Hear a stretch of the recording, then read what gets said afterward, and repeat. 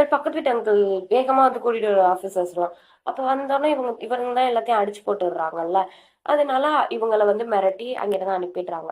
அப்புறம் அந்த ஆஃபீஸர் சொல்றாரு, "இது மாதிரி என்னால இப்படி ஒவ்வொரு வாட்டி பண்ணிட்டு இருக்க முடியாது.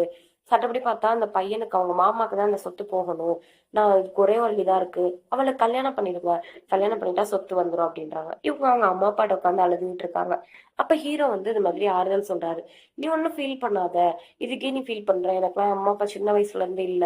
நான் வந்து தைரியமா இருக்கேன். உங்க அம்மா அப்பா நீ தைரியமா இருக்கணும்னு தான் நினைப்பாங்க.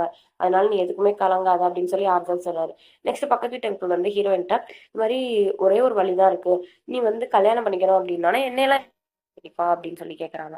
"மாதிரி நீ ஹீரோவை கல்யாணம் பண்ணிக்கோ, அவனை வீட்டோட மாப்பிள்ளை ஆக்கிடுவோம்" அப்படின்னு சொன்னோன்னா அவங்க ஃபர்ஸ்ட் ஒத்துக்கல.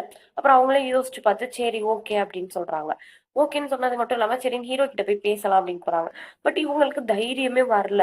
இது மாதிரி ஓடிடுறாங்க அப்புறமா பேசுறேன் அப்படின்ட்டு. அப்ப இங்க ஒரு பன்னி இருக்கும். அந்த பன்னிகிட்ட போய் பேசி பாக்குறாங்க. அவங்கதான் ஹீரோவா நினைச்சுக்கிட்டு, "இது மாதிரி என்னை கல்யாணம் பண்ணிக்கிறியா, வீட்டோட மாப்பிள்ளையா இருக்கியா" அப்படி இப்படி கேக்குறாங்க. இது எல்லாத்தையுமே ஹீரோ ஜன்னல்ல இருந்து பார்த்து கேட்டுட்டாரு. நெக்ஸ்ட் இவங்க மேல வராங்க. மேல வந்தோடனே ஹீரோ வந்து, "இது மாதிரி நீ பேசுனது எல்லாத்தையும் நான் கேட்டுட்டேன். நான் வந்து உன்னை கல்யாணம் பண்ணிக்கிறேன். உங்க வீட்டோட மாப்பிள்ளையாவே நான் இருக்கேன்" அப்படின்னு சொல்றாங்க. ஹீரோயினுமே எதுவுமே சொல்லல. அதோட எபிசோட் முடிச்சிருந்தாங்க. ஹீரோயின் என்ன சொல்றாங்க அப்படின்றது நெக்ஸ்ட் பார்ட்ல பார்ப்போம். ஸோ நெக்ஸ்ட் பார்ட் தெரிஞ்சுக்கணும்னா சேனலை மறக்காம சப்ஸ்கிரைப் பண்ணிடுங்க.